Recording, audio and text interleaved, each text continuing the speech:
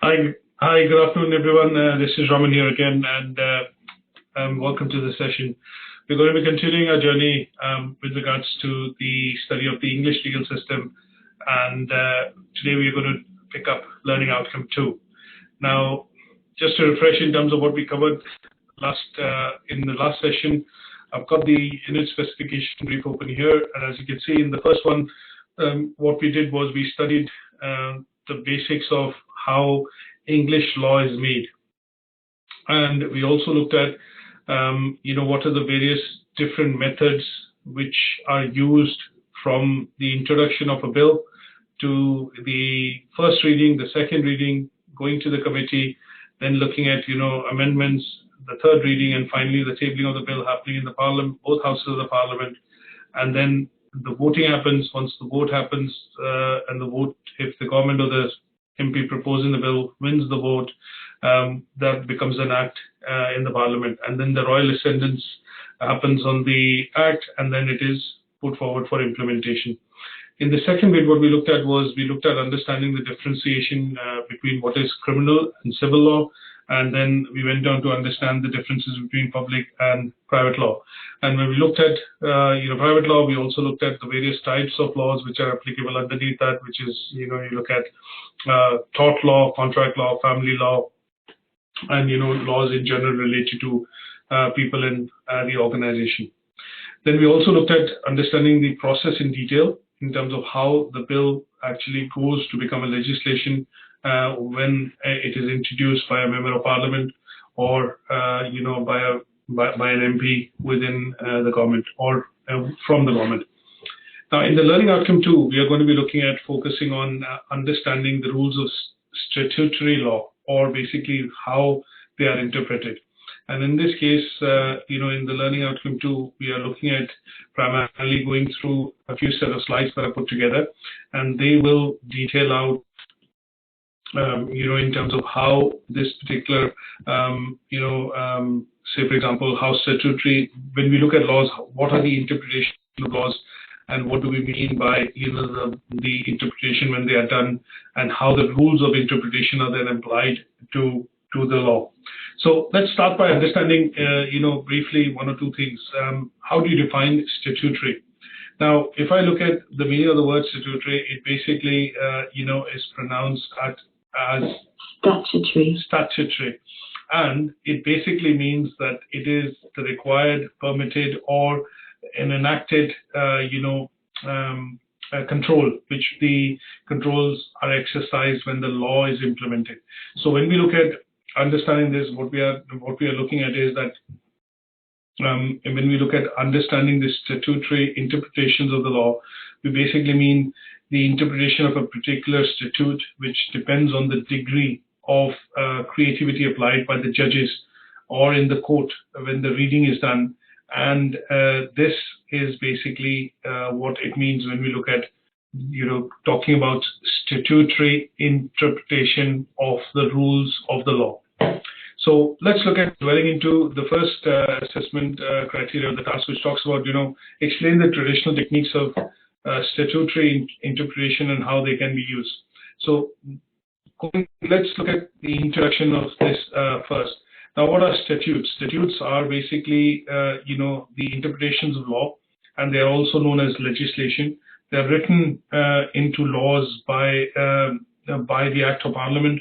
and they are created and implemented, through the first process that we understood when the bill is tabled, and then it is passed, and the bill then becomes an act or a legislation when it is passed in the Parliament. And they are then endorsed and enforced by a number of, let's put it this way, a number of, bodies, and those bodies, typically would look at, enforcing this law from a point of view of, implementing this in the state. So when we look at that, what we are looking at primarily doing is interpreting the meaning of the legislation, which sometimes cannot be straightforward. So sometimes when you see pieces of law which are created, these pieces of law typically are, a couple of pages long. They have a couple of clauses, paragraphs, and their implementation needs to be understood in terms of how they are interpreted in the court of law by various judges, juries, and things like that. So when you look at that, we typically tend to find that the judges will call upon the interpretation of the legislation in accordance with the existing laws and the rules of statutory interpretation. And these will be required because in some cases there is a bit of complexity and uncertainty which arises in terms of how the law then applies to a given situation. So if we look at, if we say for example, if a draft legislation is to be introduced, and if I look at, say, explaining how this is done, then what we look at is that in some cases you will find that the rules of interpretation are laid down, in terms of common law, and they can include that sometimes you will see that they must be regarded or related to in terms of the jurisdiction nature of the enactment. In some cases, it is to be done from a meaning of plainly explaining the law or the rule. And in some cases, when we look at, they sometimes tend to apply the common sense of the application in terms of how the law is being constructed. So common sense construction rule.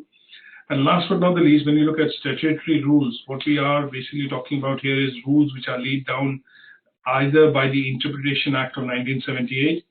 or by an individual act, in this case, wherein they are then applied to a particular situation. So sometimes you will see the written law is not always very clear. And in order to interpret this written law, what we have to look at is the statutory interpretation of that law, which is being introduced along with the legislation, which actually explains the meaning of the law, how it has been drafted under, it has what circumstances it takes into account. And when the judgments are passed, this interpretation is useful because this allows the law to be, enacted in accordance to the rules and regulations when this law was put into, or when this law was actually formed. So when we look at, in short, let's understand this. What is statutory interpretation? So if I repeat this, what we're trying to do here is that sometimes when you see laws or, laws are created, these laws can be complex and their interpretation can be sometimes ambiguous. Now, in order to do a clear interpretation of where the law is applicable, how it has to be enacted, what principles it endorses, you have to sometimes look at the details of the law which are present in the interpretation of the legislation in accordance to which this law was created. And these interpretations are primarily called these statutory interpretations, which are used at the time of giving out a judgment by the judge or in the courts of in the courts essentially. And these interpretations are used primarily to make judgments so that it makes it unambiguous and very clear in terms of how the law is implemented and applied. Now, when we look at rules of interpretation, there are 4 different types of rules. Now, these rules, initially when they were introduced, there were 4 different rules. Let's put it this way. These rules go back to, the interpretation under the rule of law. When we look at, they have been introduced over the years because of the fact that some of these were required because they did not allow the interpretation of the law to happen in the literal sense, or maybe there were amendments required. So let's look at these 4 rules. Now, the first rule, which is basically the literal rule, it means that the words in the statute are given in their ordinary and natural meaning. That means you will literally need to follow what they have been describing, and they do not need to be analyzed further or for any sort of different meanings, and they are applied literally when it is used in the case of, say, a particular case when it is brought to the court. An example of the plain reading, would be a case which was filed by Berryman, Mrs. Berryman, and this was in the early 1940s in 1946, where Mrs. Berryman's husband, who was working as a railway worker, was killed, and he was killed while doing some oiling operational job on a railway line, and there were no signs put out for put out in terms of a lookout point, so that he would have been warned that there's a train or there's a train coming on the track. Now, when she filed the case, the judge did not grant her any compensation for her husband's death because, as per the relevant act, it only stated that the lookout points had to be issued for workers either relaying or repairing the line, not for workers who were looking at oiling the railway line. So oiling the railway line was not covered under this particular statute of law, and the literal rule of that was applied, and in this case, it meant that Mrs. Berryman did not receive any compensation. So this was an application of the law using the literal rule, wherein the decision obviously in this case obviously was very unjust. But what that meant was that because oiling was not included in the lookout points and it was primarily either relaying or repairing, the literal meaning of the law was applied and she was denied compensation for her husband's death. Now, this judgment, which was given out by the court, was clearly harsh and unjust, and to overcome these kind of outcomes, a golden rule was introduced to modify the literal rule, and that is what we are going to look at in the second part. Now, the golden rule rule essentially is the one which basically prevents inconsistency when interpreting the act literally. So that means it can be applied to a particular case or a precedent wherein the golden rule allows the interpretation to happen, wherein it can be narrowed down to a particular approach, wherein it can consider the particular situation under which the lawsuit has been filed. So just to take an example on this, when we look at the golden rule essentially is applied where an application of the literal rule would actually be considered absurd, and judges are able to add or change the meaning of statutes, and thereby essentially they become kind of lawmakers which are infringing the separation of powers. That means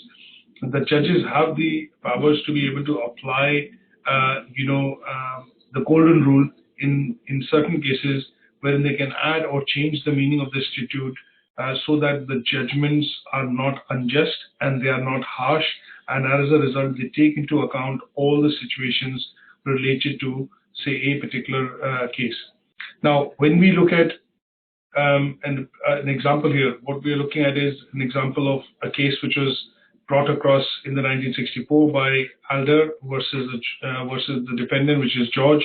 and the defendant in this case was charged under the Official Secrets Act of 1920, which meant that there was an obstruction in the vicinity of the prohibited area. Although the defendant had carried out the obstruction inside the area, the court did not restrict itself to the literal wording of the act and found him guilty. So here, essentially what you will see is that the court looks into interpreting the law, and the interpreting of the law would basically mean that in this case, the judge has the ability to be able to add or change the meaning of the statute basis the golden rule to look at examining the case, and then in this case make a just judgment, or pass a fair judgment in the case of in this case of the defendants versus the claimant. Now, what we want to be also looking at is that when we look at the golden rule, and we take another example, in this case we take an example of the Re Sigsworth case of 1935, in which the defendant had murdered his mother. So under the relevant act of Parliament, the next of kin would inherit the deceased. The person who got deceased would get the inheritance, or the property, or the inheritance of the person. So in this case, the son. While this was clear that the literal rule would provide an unjust result, that means the person who's actually murdered his own mother would be inheriting her own, the wealth and the inheritance. would mean that the literal application of the rule was unfair. Instead of punishing the individual would have got accorded the the wealth or the inheritance of the deceased in this case. Now, when the golden rule is applied in this particular case, what you will see is the next of kin would not inherit the estate because she was killed by the person. So in this case, what you will see is that the judges have the power to apply the golden rule, and if the golden rule is applied, they are able to make a just judgment so that they are not basically allocating the estate or the property of the deceased to the person who is actually is the murderer, or who is the one who's basically the one who's actually murdered his mother. So in this kind of situations, the golden rule, the creation of the golden rule and its interpretation allowed the judges to make a fair and just statement, and this then allows them to make amends to the rules in terms of add or change the meaning of the statute, so that they are able to allow primarily and make a just let's put it this way, make a just give out a result which is just and not harsh. Now, the third rule that we look at is basically the mischief rule. Now, in the mischief rule, what we talk about is, when we talk about the mischief rule, what we're looking at is that this rule is basically, it's a principle which can be used for interpretation of the statute. Now, this principle is used by the courts to determine the intention of legislators. Now, what does this mean? The principle allows them to find out the mischief and the defect in the statute and to implement a remedy for the same. So the mischief rule essentially allows the the judges or the courts to essentially find what is lacking in that law or the statute, and that then once they've identified it, it allows them to implement or create a remedy so that the statute can be rectified, or it can be justified from a point of view of making a change to make this particular interpretation of the statute logical. So this particular rule is called the mischief rule, and this is used where you will find ambiguity. But in the case of ambiguity, the courts have the power to be able to determine what are the intentions of the legislatures. They want to find out what is the mischief, and then accordingly they point out a defect and then rectify that defect with the use of the mischief rule. The mischief rule was laid down in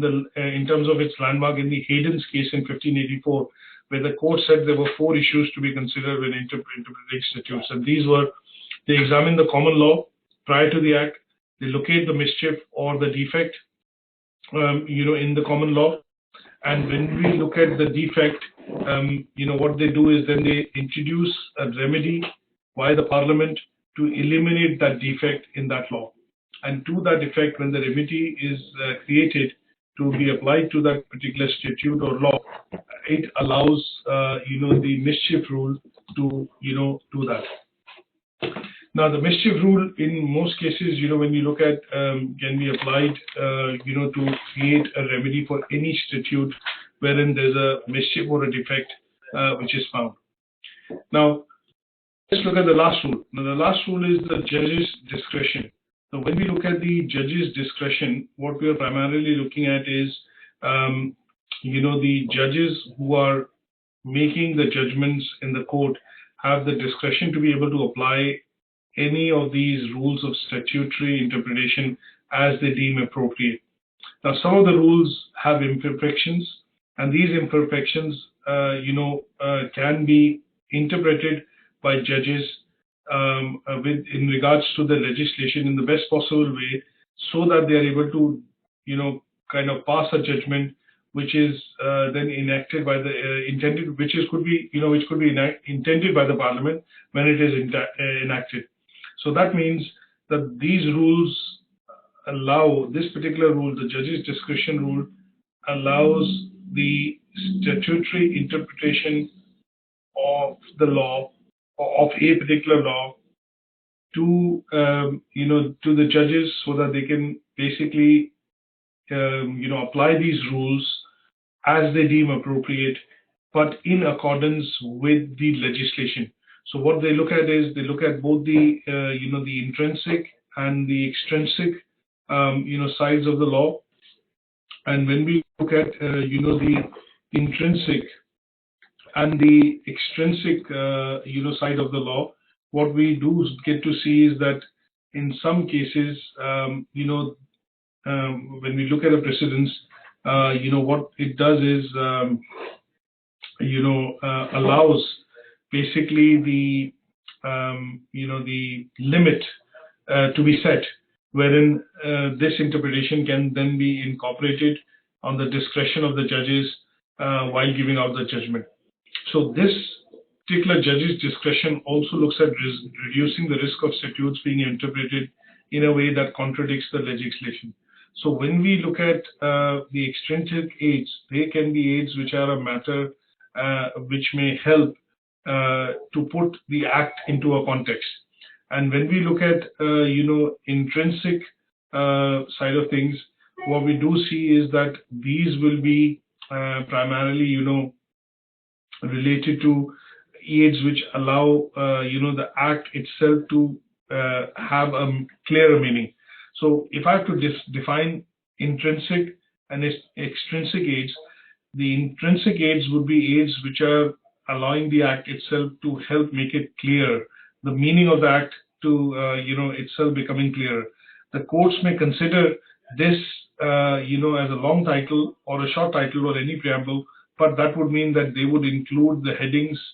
of the legislation, look at all the sections, look at all the schedules of the act, and then look at coming across with an interpretation of clear meaning of that particular statute. Now, in some cases, when you look at an example here would be that when we look at the Animal Boarding Act of 1963, which basically stated that an animal, any dog or cat, for example, in this case means that they are the interpretation of it was introduced in the Interpretation Act was introduced in 1978, and that meant that unless there was a intention which appears that the that the act is going to be interpreted differently for a different animal, that would mean that they will need to consider the clearer meaning of the law before it was put into practice. And the extrinsic aids would mean that these are primarily matters which may help put the act into a bit of context. So intrinsic aids make the act clearer, but extrinsic aids actually help to put the act into context. That means they include some previous acts of parliaments on the same topic, or say earlier cases,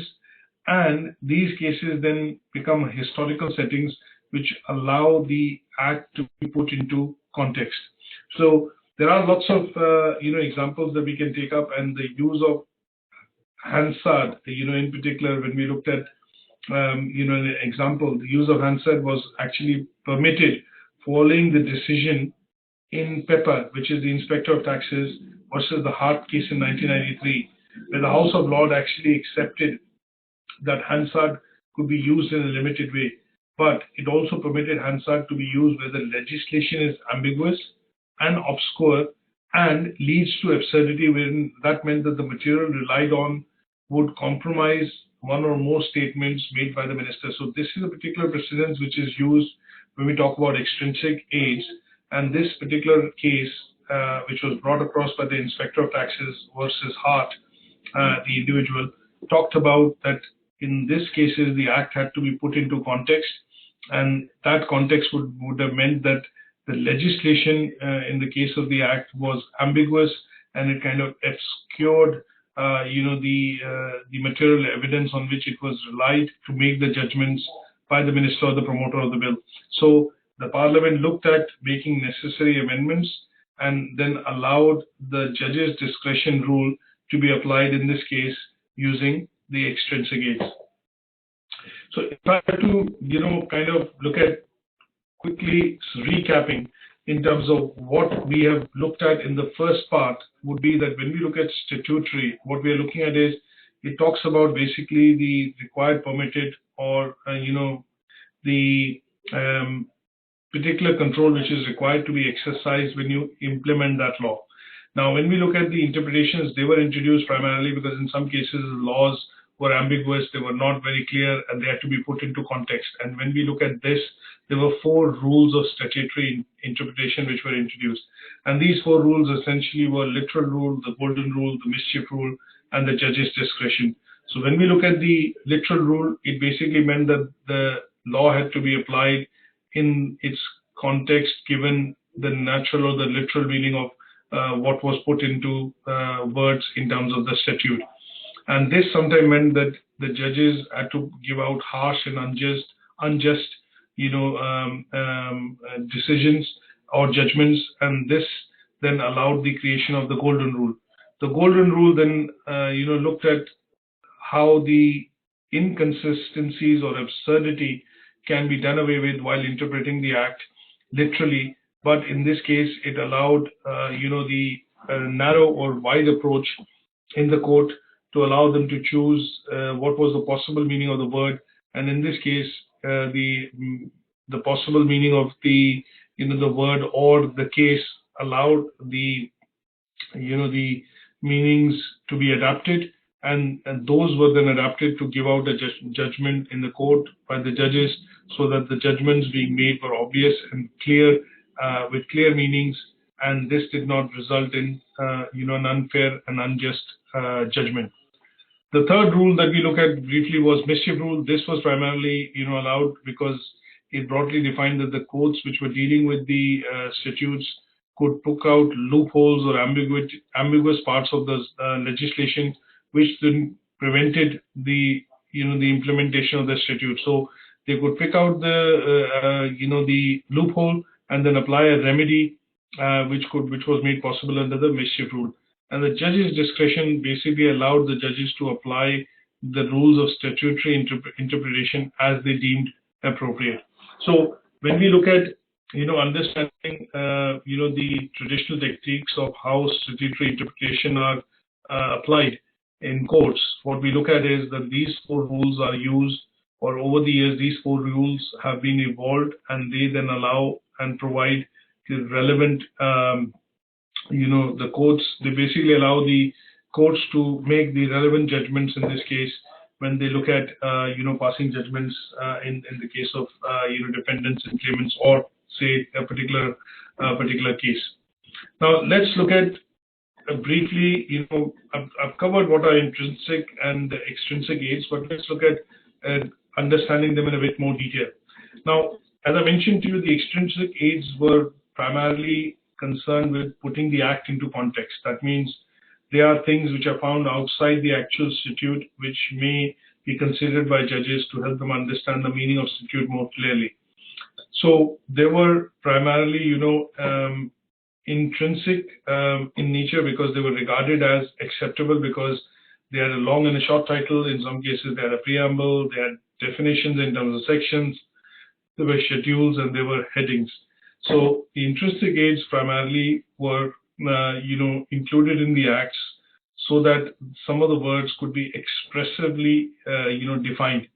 And these were primarily done because they wanted to ensure that when judgments are made or when judgments are passed in court, it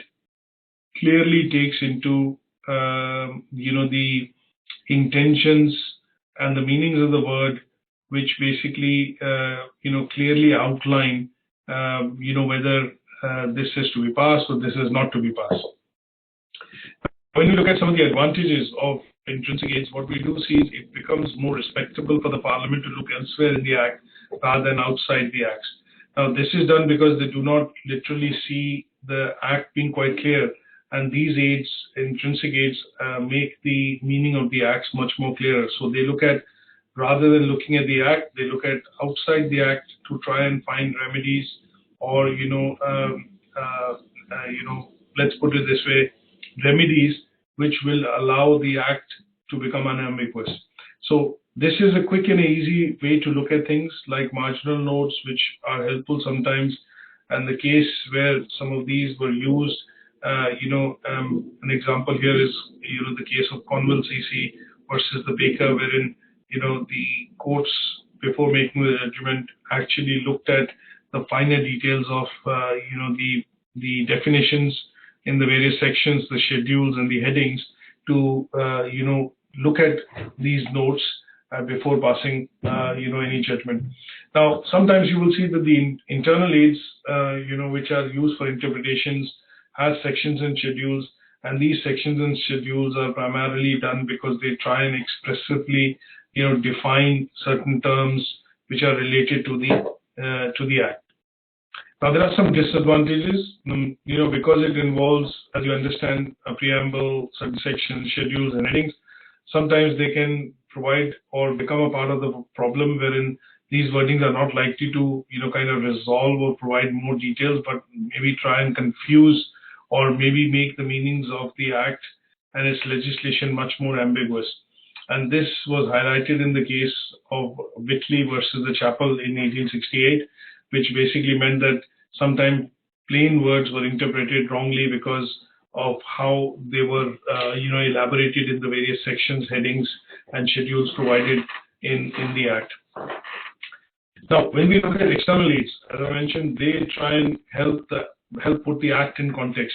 So intrinsic aids try and make it clearer, but this tries to put the Act into a bit of context. So they look at things which are found outside the actual statute, which may be considered by judges to help understand the meaning of statute more clearly. And these, extrinsic aids can be regarded as, things like dictionaries, legal textbooks, when you look at reports of law commission, international treaties, and in some cases, explanatory notes. Now, when we look at, extrinsic sources, I've defined in the slide, what do you mean by dictionaries and legal textbooks? They are obvious tools. When we visit a solicitor's office, or when you go to a barrister's office, you normally see a huge elaborate library. And the reason why they have these books or dictionaries available is because sometimes most of these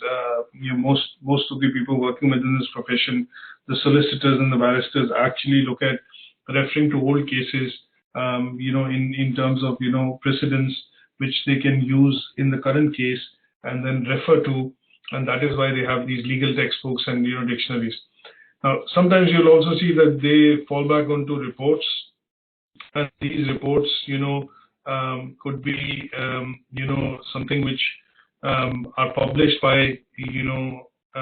various bodies. So in the UK, when you look at the Solicitor Regulatory Authority, SRA, they print a lot of, publish and print a lot of reports, yearly reports, monthly reports, and these reports then can be used to look at findings and recommendations. And at some point in time, these reports, these reports produced are undertaken by various agencies as, research work, which then allows governments to look at creating a bill at some stage or bringing amendments to a particular bill. And similarly, the case of international treaties, when you look at Britain and we are leaving the EU, we look at, European Union, we will have some sort of a treaty between the European Court of Justice, EOJ as we call it, and the Supreme Court, or the courts in England or United Kingdom, and they will basically have some sort of a treaty so that some of these rules and regulations which are a part of the European Court of Justice, ECJ, would be adapted into the English law, and in some cases the interpretation of this law would then be allowed to be tried under the ECJ courts. Now, explanatory notes were recently introduced by an act in 1999, and they were accompanied by provisions which the act can include, and it explains the background of the act. Now, the government department basically responsible for legislation writes them, and then after the act has been passed, they then are included under the extrinsic aids, because these then can be used to make the act much more, they make the act much more contextual, or put the act into some sort of a context. Now, as always, they have some advantages and disadvantages. So let's look at advantages first. Now, sometimes using a dictionary is quick and easy, and because there's a similar case which has happened in the past, has been tried out in the court, you can always refer to that particular case. And in this case, using a dictionary or legal notes legal textbooks essentially allows you to, bring the trial or the case being tried in the court into a context in a quicker fashion. And the other advantage would be that in some cases, when you look at background papers which have been used, it becomes sensible for English courts to use them, because when acts are based on international rules, they can then apply and use some of these, legal textbooks and explanatory notes to be able to apply that to a particular case or an act when they are passing judgments within the UK. In this case, if it's an international, if it's a case which has been tried internationally and it has some ramifications or some references to a similarity in terms of, not references, but similarities in terms of cases being tried in the UK, then references to those can be made, which basically fall under extrinsic aid. And that would mean that, the explanatory notes, the legal, textbooks come in handy, and they become quite useful because they allow the act to be put into some sort of a context. Now, there are some disadvantages. When we look at disadvantages, I mentioned the case of, Hansard versus the Inspector of Taxes, which was brought across in the 1993. In this case, what happened was that Hansard, chose not to reveal what Parliament as a whole intended. So the case between the pepper versus the heart restricted the courts to consider what ministers had said in the Parliament, and then they decided not to follow what was the ministerial view in this particular case. Now, what the minister may have said, what the minister basically said may have not been clear. So the court actually ruled that out, and then what it said was that Hansard couldn't be used because the minister said it was not clear. So they referred it to the statement made by the minister, and because the statement was unclear, the court then attempted to compare one statement with the other, which ran the risk of, questionable proceedings in the Parliament, and constitutionally they were not allowed. So sometimes what you'll see is the extrinsic aids, because they look at interpreting the act to put it into a context, can kind of borderline onto treating some of these interpretations as materials which are using explanatory notes or legal textbooks which are actually not related to the act. And because they're not related to the act, what you normally see is that they sometimes undermine the authority of the the Parliament. And the main objection in this case for external aids is that in some cases, particularly those other than dictionaries, sometimes the context or the meaning of the statute given is less objectionable, which dilutes it and does not allow a fair judgment to be passed. So what we look at in this case is that it only applies to certain cases, and that would mean that it becomes less meaningful when we look at the disadvantages of extrinsic aid. Now, in terms of some sort of an exercise, what I would suggest is to understand the statutory interpretation of the law. What I would suggest is that you need to look at reading maybe a few cases, and these few research cases would allow you to understand why these statutes are used, what are the different rules, and then what are the reasons of using the intrinsic and extrinsic aids. So what I'm going to do is, along with this presentation, also make available to you, a handout which basically would talk about intrinsic and extrinsic aids, and also the 4 rules which are used in the interpretation of law, which would kind of form a background for you to understand some of these rules and its application when we talk about the interpretation of the law using the interpretation of the statutes using these rules. So these are a few cases that are used in today's slides, and the idea would be to try and provide you extracts of these cases so that you can read them in a bit more detail and understand why the application was done, why an intrinsic aid was used, or why they were referred to use an extrinsic aid, and how did it help the courts or the judges to make a fair and a just judgment in the cases, in these particular cases. And towards the end, what I've done is I've done a bit of a mind map, and this mind map basically talks about, if I make this full screen now, it basically talks about, giving you a bit of a, let me just put it this way, 1 second.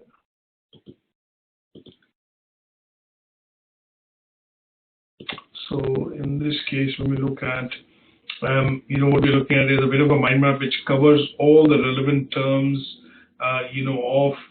learning outcome 2, which talks about statutory interpretation. And what I've done is I've done a bit of a mind map for you to be able to follow that what falls within, and it makes it, much more clearer when we talk about this particular, when we talk about these key terms. So if I make this full screen now, what you'll be able to see is how intrinsic and extrinsic aids are differentiated. In some cases, intrinsic aids, as I mentioned to you, rely on long and short title of the Act, preamble, definition, sections, and schedules. In the case of extrinsic aids, they look at explanatory notes, legal textbooks, international treaties, and in some cases the previous version of the Acts. And this allows you to differentiate between the two, and these, the squares which are made, or the rectangles which are made in blue, are basically the cases that you have to understand and read, so that you get a bit of a deeper understanding into when the case involved uses of dictionary or a legal textbook or a note, and in some cases how they were used, to look at interpretation of the statutory, statutes essentially. So this is where I'm going to stop today. If you have any questions and queries, please feel free to ask me through the chat room now, or you can email them to me, and I can send across some additional supporting information for you to be able to read and develop a bit of deeper understanding into the learning outcome 2, which is basically all about understanding the rules of statutory interpretation. Is that okay? Okay, good stuff. So I'm going to catch up with you sometime next week, and we will discuss the third learning outcome, which primarily focuses on the organization and work of the English courts. And until then, my suggestion would be to read some of the cases which have been included in the handout along with this presentation, and develop a bit of understanding in terms of how these are applied and how these are used. Thanks very much again for joining, and I'll see you next week.